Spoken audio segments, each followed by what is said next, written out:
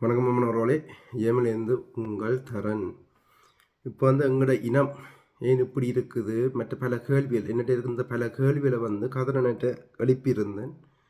அதற்கு அவர் அளித்த பதிலை வடிவாக கேளுங்கள். இது வடிவாக கேட்குறது மட்டும் இல்லை, முடிந்த அளவு எல்லாருக்கும் கடத்துங்கள். இது முக்கியமான ஒரு பதிவாக இருக்குது. இது கட்டாயம் நீங்கள் உங்களுக்கு முடிஞ்ச அளவுக்கு கடத்த பாருங்கள். கேட்போம் அவர் என்ன சொல்கிறாருன்ட்டு.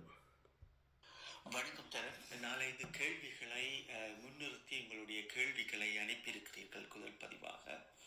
இதில் நான் முதல் கூறியது போலும் இதற்கு பின் நின்று நாங்கள் ஈழத்தமிழர்கள் ஒன்றிணைய வேண்டும், அதுவே எங்களுக்கு பலம் என்கின்ற விடயங்களும் சங்கு சின்னத்தை உருவாக்குகின்ற விடயங்களிலிருந்து இன்று வரை நீங்கள் ஒரு சில விடயங்களை தெளிவாக பார்க்க வேண்டும். இதன் அடிப்படையில் தான் நாங்கள் மீண்டும் எமக்குள் துடைக்கப்படுகின்ற இலட்சியம் துடைத்தலும் போர்க்குற்றத்தினுடைய 25ஆம் ஆண்டு கூட்டத்தொடரும் 26ஆம் ஆண்டுக்குரிய நிகழ்வுகளையும் இலங்கை அரசாங்கம் மிக கச்சிதமாக எங்களினுடைய கண்ணை வைத்து கொண்டே மாவீர நாளை வைத்து குத்திருக்கிறது என்கின்ற விடயங்களையும் உங்களோடு நான் தெளிவாக இந்த பதிவில் உங்களுக்கு அனுப்பி வைக்கின்றேன். இது என்னவென்று சொன்னால், இது 2024ஆம் ஆண்டு கூட்டத்தொடரில் அதற்கு முன் நிகழ்த்தப்பட்ட நடவடிக்கைகளும் அந்த சில பொறிமுறை ஊடான விடயங்களை கொண்டு வந்த ஐக்கிய நாடுகள் சபைகளுக்கு மிக இறுக்கமான ஒரு பதிலைத்தான் இலங்கை அரசாங்கத்திற்கு உலக தேசம் வழங்கியிருந்தது. அப்போ அந்த அடிப்படையில் ஒரு புது அரசாங்கத்தை உருவாக்குகின்ற பெண்ணுக்கு இருக்கின்ற உலக தேசமும் சிங்கள மக்களும் இந்த போர்க்குற்றத்திற்குள் இருக்க வேண்டியவர்களும் ஈழத்தமிழர்களுடைய அபிலாசைகளின் அவர்களுடைய இலட்சியத்தை தொடைப்பதற்காக ஒரு வேடிக்கையான விளம்பரமாகவே இந்த மாவீர நாளை 2024ஆம் ஆண்டிற்குரிய மாவீர நாளை அவர்கள் கையாண்டு இருக்கின்றார்கள். அப்ப எம்மவர்கள் எப்படி இந்த மண்ணும் மக்களுக்குமாக போராடிய ஒரு போராளியை தேர்ந்தெடுக்காமல் மீண்டும் மீண்டும் தொலைத்து நிற்கின்ற இந்த சமூகத்தின் மத்தியில், இந்த சமூகத்தின் மேல் நாங்கள் கொண்ட அக்கறையும், எங்கள் போராளிகள் தங்கள் உயிர்களையும் உடல்களையும் கொடுத்து இந்த மண்ணுக்காக போராடிய அந்த வலுவையும் புரிந்து கொள்ளாத இனம் மீண்டும் மீண்டும் உருப்பட்டு அதனுடைய இலட்சியத்தை அடைந்து விட முடியாது. நாங்கள் என்னதான் ஊடகங்களிலாக இருந்தாலும் சரி, அல்லது நேரடி விவாதங்களில் இருந்தாலும் சரி, உலக தேசத்திற்கு எவ்வளவுதான் நாங்கள் வலுவான போர்க்குற்றத்தை எடுத்து நேரடி சாட்சியங்களாக கொடுத்தாலும் சரி, எங்களுடைய மக்களின் ஒருமித்த குரல் இல்லாமல் நாங்கள் எதையும் அடைந்து விட முடியாது. அப்ப உலக தேசம், சிங்கள தேசம் மிக தந்திரமாக தமிழர்களுடைய இலட்சிய துடைப்பை நகர்த்தி கொண்டு 0 வரைக்கும் இன்று தமிழர்கள் சிதைந்து நிற்கின்றார்கள். இலட்சியம் துடையப்பட்டிருக்கிறது. இவர்களுக்கு இலங்கை அரசாங்கத்துக்கு இன்று என்ன தேவை என்றால், 2 ஆண்டுகளுக்கு ஒரு இந்த போர்க்குற்றத்திலிருந்து தப்புவதற்காக படைகளை நிலத்தில் இருந்து எடுப்பது போன்ற மாயையையும், விடுவது போன்ற காணிகளை விடுவது போன்ற மாயையையும், இந்த மாவீர நாளை ஈழத்தமிழர்கள் மிக எழுச்சியோடு கொண்டாடினார்கள் என்ற தடயங்கள் எல்லாம் சேகரித்து வைத்திருக்கின்றார்கள். இன்னும் 2 மாதங்களுக்குள் அந்த 25ஆம் ஆண்டு கூட்டத்தொடர்பு இதெல்லாம் உலக தேசத்திற்கு வரப்போகின்றது. இதை உலக தேசம் பார்த்து கொண்டு இவர்கள் மிக ஒற்றுமையாக பயணிக்கின்றார்கள், தமிழர்களை புரிந்து கொண்டிருக்கின்றார்கள், இந்த மண்ணும் மக்களுக்குமாக போராடிய வீரர்களுக்கு அஞ்சலி செலுத்திருக்கின்றார்கள் என்ற ஒரு மாயையை இலங்கையில் பணியாற்றுகின்ற ஐக்கிய நாடுகள் சபைகளுக்குள் பணியாற்றுகின்றவர்கள் தெளிவாக இதை அவர்களுக்கு போட்டு காட்டப் போகின்றார்கள், ஆவணங்களாகவும் கொடுக்க போகின்றார்கள். இதற்காகத்தான் அவர்கள் மாவீர நாளை நடத்துவதற்கு விட்டிருந்தார்கள். அப்ப நாங்கள் என்ன செய்திருக்க வேண்டும் என்றால், வளமை போன்று மாவீர நாளை நடத்தி இருக்க வேண்டும். ஏதோ நாங்கள் மாவீர போராளி குடும்பங்களுக்கு கௌரவிக்கின்றோம் என்ற பெயரில் அந்த மாவீரர்களுடைய இலட்சியத்தை தொலைத்து நிற்கும் சமூகம் நாங்கள் அவர்களை கௌரவிப்பதாக ஒரு சிங்களம் நடத்திய அந்த நாடகத்துக்குள், உலக தேசத்திற்கு அவர்கள் கொடுக்க வேண்டிய ஆவணத்துக்குள் மினத்தை தள்ளி வைத்திருக்கின்றார்கள் ஒரு சிலர். அப்ப இந்த ஒரு சிலரின் செயற்பாடுகளால் தான் மீண்டும் மீண்டும் இங்கே இந்த போர்க்குற்றம் தோல்வி அடையப்படுகின்றது. அப்ப 2 வேடங்களுக்கு தமிழ் தமிழர்கள் எந்ததான் முயற்சி எடுத்தாலும், நாங்கள் எவ்வளவுதான் ஆவணங்களையும் நேரடி சாட்சியங்களையும் உலக தேசத்தில் நின்று போராடியவர்கள் அதற்குரிய நீதி கூறலுக்கான விடயங்களை செய்தாலும் இது ஒரு கண்டுடைப்பாகவே போகின்ற விடயமாகவே நீங்கள் எல்லோரும் பார்க்க வேண்டும். அப்ப இந்த மாவீர நாளும் எங்களுடைய மாவீரர்களுடைய பெற்றோர்களையும் கௌரவிக்கின்றோம், மாவீர நாளுக்கு மரங்களை கொடுக்கின்றோம், கண்டுகளை கொடுக்கின்றோம் என்று அவர்கள் கூறிக்கொண்டு மாவீர நாளுக்கு விளக்கேற்ற போகின்ற மக்களாக இருந்தாலும் சரி, அல்லது இதை உறுத்துடையவர்களாக இருந்தாலும் சரி, எங்களுடைய அரசியலை தொலைத்துவிட்டு மாவீர நாளுக்கு அஞ்சலி செலுத்துவதும் ஊடகங்களில் படங்களில் வாய அசைப்பது போன்று மாவீரர்களினுடைய தியாக பாடல்களை போட்டு சேற்று வற்றுகளை துறந்துவிட்டு அலங்கோலமான உடுப்புகளையும் போட்டுக்கொண்டு தாங்கள் அந்த நிமிடங்களில் ஊடகங்களில் மாவீரருக்கு நாங்கள் நினைவோடு இருக்கின்றோம் என்று கன்னித்துளியை போடுகின்ற சமூகங்களை நாங்கள் இன்று பார்த்து கொண்டிருக்கின்றோம். அப்ப உண்மையிலேயே ஈழத்தமிழர் 2009 ஆண்டுக்கு பிறகு இன சுத்திகரிப்பு என்கின்ற விடயங்களும் இன அழித்தல் என்கின்ற விடயங்களும் அதே போன்று இலட்சியம் துடைத்தல் என்கின்ற விடயங்களுக்குள் கையாள பெற்று எல்லோரும் நிரம்பி வழிகின்றோமே தவிர எங்களினுடைய இலட்சியத்தை யாரும் துடைத்து எடுத்துக்கொண்டு போவதற்கு மீண்டும் முளையிட வேண்டும் என்று நினைப்பவர்களையும் அடித்து முடக்குகின்ற சமூகங்களாகவே நாங்கள் பார்க்கின்றோம். அந்த அடிப்படை தான் உங்களை போன்ற பிள்ளைகளினுடைய ஊடகங்களையும் அடித்து முடக்கினார்கள். அப்ப இதையெல்லாம் நாங்கள் புரிந்து கொண்டுதான் இந்த உலகத்தில் நாங்கள் பயணிக்க வேண்டும். அப்ப இதையெல்லாம் நாங்கள் இவர்களுக்கு எப்படித்தான் நீங்கள் குறிப்பிட்டாலும் இதை நாங்கள் ஊடகங்களுக்கு கொண்டு வந்தாலும் இவர்கள் செகுடன் காதில் சங்குதுவார்கள் என்றது போல் இதை கேட்டு இவர்கள் மௌதலித்துக் கொண்டே இருப்பார்கள். இதற்குரிய நடவடிக்கையை செய்ய மாட்டார்கள். இதற்குள் என்ன விளைவுகள் இருக்குது என்பதை உணர மாட்டார்கள். இவர்களுக்கு தேவை இன்று ஒரு சினிமா கூத்து. இந்த சினிமா கூத்துக்கள் போல் இவர்கள் வாழ்க்கையும் இருக்கிறது, ஒரு இனத்தினுடைய உணர்வுகளும் இருக்கிறது. அப்ப இந்த உணர்வுகள் எல்லாம் மீண்டும் நாங்கள் கட்டமைப்பது என்பது அது நடந்து முடியாத ஒரு விடயம். ஏனென்றால் சங்க சின்னத்தை உருவாக்குகின்ற போது அதுக்கு பின் நாங்கள் ஒரு திரளாக எழுந்து நின்று என் இனத்தை காக்க வேண்டும், நாங்கள் சிங்களவரோடு பிரிந்து நின்று வாழவில்லை, ஒற்றுமையாக வாழ வேண்டும், எமது அரசியலையும் அடுத்த தலைமுறையின் அரசியலையும் கட்டி காக்க வேண்டும் என்று மக்களிடம் கொண்டு சேர்க்க வேண்டும், அதை மக்கள் மொழியோர்களும் புரிய வேண்டும் என்றுதான் எங்களுடைய செயல்பாடுகளை நாங்கள் செய்தோம். அப்ப இவர்கள் அதை புரிந்து கொள்ள போவதில்லை, மாவீரர்களின் புரிந்து கொள்ளப் போவதும் இல்லை, மாவீரர்களின் தியாகங்களை பற்றி இவர்கள் அறிந்து கொள்ளப்போ இது ஒரு நாடக மேடையாக ஈழத்தமிழர்களின் வாழ்வியல் என்று உருவாக்கப்பட்டிருக்கிறது.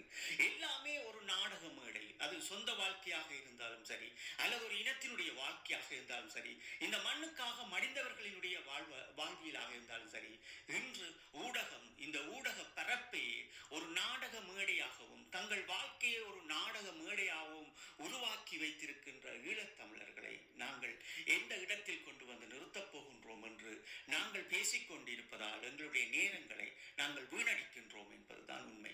நாங்கள் எங்களால் முடிந்த ஒரு வேலை திட்டத்தை முன்னெடுத்து மன திருப்திக்காக கையளிக்க பெற்றவர்களும் போர்க்குற்றங்களையும் கொண்டு வந்து ஆவணப்படுத்துகின்ற போதும் உலக தேசத்தில் நாங்கள் மக்களை என்னதான் அணுகி எங்களுடைய பிரச்சனையை நேரடி விவாதங்களுக்கு எடுத்து சொன்னாலும் ஈழத்தமிழர்கள் ஒன்று சேராமல் உலக தேசத்தினுடைய ஆற்றலையும் அறிவையும் அவர்களுடைய கௌரவத்தையும் நாங்கள் பெற்றுவிட முடியாது. அப்ப அதுதான் நாங்கள் இவர்களுக்கு மீண்டும் சொல்லுகின்றோம். உங்களை சுற்றி என்ன நடக்குது என்கின்ற விழிப்புணர்வு இல்லாமல் தமிழர்களுக்குள் ஊடகங்கள் பணத்துக்காக விலைப்பட்டு இந்த ஊடகங்களை சிங்கள தேசத்தில் இருக்கின்ற புத்திஜீவிகள் கையாளுகின்ற விடயமும் எங்களுடைய இன அழிப்பின் ஒரு விளிம்பில் நின்று போராடி கொண்டிருக்கின்ற சமூகத்தை அந்த இலட்சியம் துடைத்தலை இன்று முற்றாக துடைத்திருக்கின்றார்கள். இதை கட்டி எழுப்புவது மிக கடினமான விடயமாகும். இதை நாங்கள் கட்டி எழுப்ப வேண்டும் என்றால் பழைய காலங்களுக்கு நாங்கள் திரும்ப வேண்டிய ஒரு சூழ்நிலைகளும் இரும்புகளை நாங்கள் எங்கள் இடுப்புகளில் கொள்வ வேண்டிய தேவைகளும் இருக்கின்றது. அப்ப இதையெல்லாம் கடந்து இந்த உலகத்தில் இனி நாங்கள் அப்படி செய்துவிட முடியாது. அப்ப நாங்கள் இனி எப்படி பயணிக்க போகின்றோம்? எங்களுடைய மக்களுக்கு என்னதான் கருத்துக்களை சொன்னாலும் எங்கன மக்கள் இதை ஏற்றவர்கள் கிடையாது. ஏனென்றால் இந்த மண்ணும் மக்களுக்குமாக போராடி தங்கள் உடல்களை இழந்திருக்கின்ற வேட்பாளர்களை மதிக்க தவறிய இந்த சமூகம் தன்னுடைய பிள்ளைகளின் அடுத்தடுத்த தலைமுறையின் கிட்டத்தட்ட 3 சதாப்தங்களுக்கு இனி தமிழர்களுடைய அரசியலை கட்டியெழுப்ப முடியாது. இவர்களே அடித்து இவர்களே தடமாறி இவர்களே உணர்ந்தால்தான் எங்களுடைய ஈழ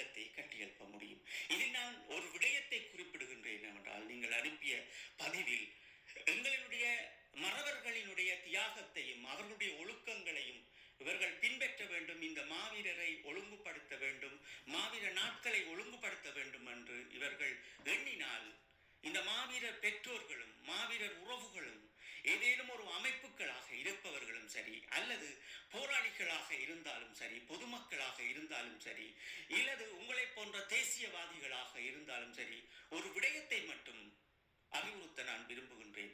இந்த மாவீர நாள் என்பது, இந்த மாவீரர்கள் பணிமனை இல்லாமல் நாங்கள் ஈழத்தில் மாவீர நாளை கொண்டாடியவர்கள் கிடையாது. இது ஒரு கொண்டாட்டம் என்று இன்று எல்லோரும் இதை கொண்டாடுகின்றார்கள். இது மாவீரர்கள் நாள் என்பது கொண்டாட்டம் அல்ல. இதை நீங்கள் மாவீரர் பணிமனை என்பதை ஏதோ ஒரு வகையில் நீங்கள் உருவாக்கி கொண்டு ஒரு வரையறையின் கீழ் அதற்கான சில படிவங்களை நீங்கள் எப்படி நாங்கள் 2008 வரை உருவாக்கி வைத்திருந்தோமோ, ஒரு மாவீரரினுடைய கல்லறை என்பது என்ன, அவர்களின் உணர்வு என்பது என்ன, மாவீர நாள் என்பது என்ன, அதற்குரிய பேச்சு எப்படி இருக்க வேண்டும், அதற்குரிய நாடகம் எப்படி இருக்க வேண்டும், அதற்குரிய பாடல் எப்படி இருக்க வேண்டும், அதை எப்படி கௌரவிக்க வேண்டும், இது எத்தனை மணித்தியாலங்களுக்குள் இருக்க வேண்டும் என்கின்ற விடயங்களை எல்லாம் நாங்கள் மாவீரர் பணிமனை ஊடாக ஒவ்வொரு நாடுகளிலும் அது இப்படித்தான் நடைபெற வேண்டும் என்கின்ற கட்டுப்பாடுகளும், எங்களுடைய ஈழத்திலும் இங்கே போராளிகளாக இருப்பவர்களும் அல்லது ஒரு அமைப்பாக இருப்பவர்களும் அதை வழிநடத்துகின்ற போதுதான் அதையும் இறுக்கி பற்றிக் கொள்வார்கள். அல்லது இல்லையே இந்த நாடக மேடையில் எங்களுடைய மறவர்களுடைய தியாகங்களும் நசிக்கப்படும். இது நசிப்பதற்குத்தான் உலக தேசம் பல வழியில் பல நடவடிக்கையை மேற்கொண்டிருந்தார்கள். எங்களுடைய தேசிய தலைவர் அவர்களினுடைய வீரத்தையும் அவரினுடைய பெருமிதத்தையும் அவருடைய இராணுவ தந்தையின் ஒழுக்கத்தையும் அந்த மாவீரர்கள் இந்த மண்ணுக்காக மடிகின்ற போது உலக தேசம் அறிந்த விடயங்களை இன்று எப்படி நாங்கள் திசை திருப்பி வைத்திருக்கின்றோம் என்கின்ற விடயங்களையும் ஈழத்தமிழர்கள் ஆகியவர்கள் மறந்துவிட மாட்டார்கள். அப்ப மாவீரர்களினுடைய அந்த ஒரு நிகழ்வை நடத்த வேண்டும் என்றால் முதலில் மாவீரர் பணிமனை ஏதோ ஒரு வகையில் எங்கேயோ உருவாக்கப்பட வேண்டும். அதன் வரையறைகள் விடுதலை புலிகளாலும் மக்களாலும் இந்த மாவீரர்களின் பெற்றோர்களாலும் நிர்ணயிக்கப்பட வேண்டும். மாவீரர்களின் பாடல்களை போட்டு இவர்கள் சேட்டையும் பட்டினையும் திறந்துவிட்டு அதை அலங்கோலப்படுத்த முடியாது என்பதையும், ஒரு மேடையில் எந்த ஒழுக்கமற்ற ஒரு உடுப்போடு நின்று பாடக்கூடாது என்பதையும், கண்டதற்கெல்லாம் காலை தூக்கி கொண்டு ஆடக்கூடாது என்கின்ற விடயங்களையும் அங்கே முன்மொழிய வேண்டும்.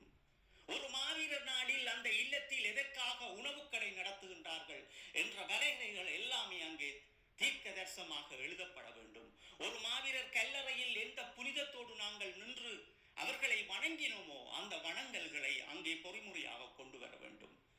இந்த ஒழுக்கத்தை கடைபிடிக்காத இந்த சமூகம் நாங்கள் வழிகாட்ட வேண்டிய ஒரு தருணத்தில் உலக தேசத்தில் இருக்கின்ற இதை நடத்துகின்ற போராளிகளும் அந்த உறுப்பினர்களும் அந்த மக்களும் அந்த கட்சியை சார்ந்தவர்கள் போல் இன்று அந்த மாவீரர்களை வைத்துக் கொண்டு பிழைப்பு நடத்துகின்ற அரசியல்வாதிகளும் இதை புரிந்து கொள்ள வேண்டும். எதற்கு எடுத்தாலும் மாவீரர்களை தொடுகின்றவர்களை தட்டி கேட்பதற்கு கண்டிப்பாக மாவீரர் பணிமனை இருக்க வேண்டும்.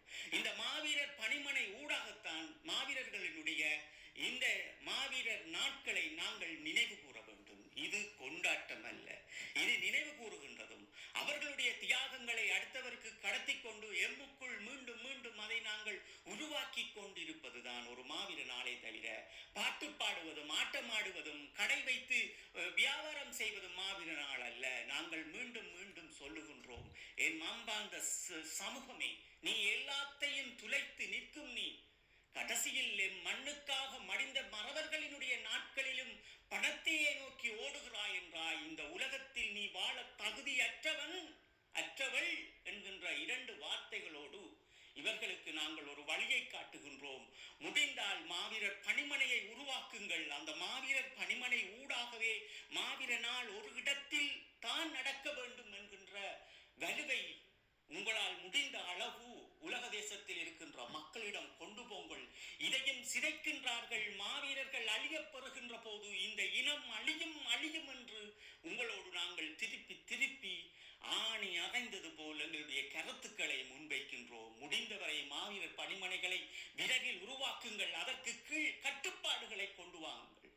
இன்று நீங்கள் ஒரு ஈழத்தமிழர் ஈழத்தமிழ்ச்சியானவள் தன்னுடைய கட்டுப்பாடுகளை இழந்து அவல நிலைக்குள் தள்ளப்பட்டு அரசியலாலும் சரி ஒழுக்கத்தாலும் சரி வாழ்வியலும் சரி தொலைத்து நிற்கின்ற இந்த சமூகம் மாவீரர்களை கொண்டு வந்து இறுதியில் கையை வைத்து நினைக்கின்றதுதான்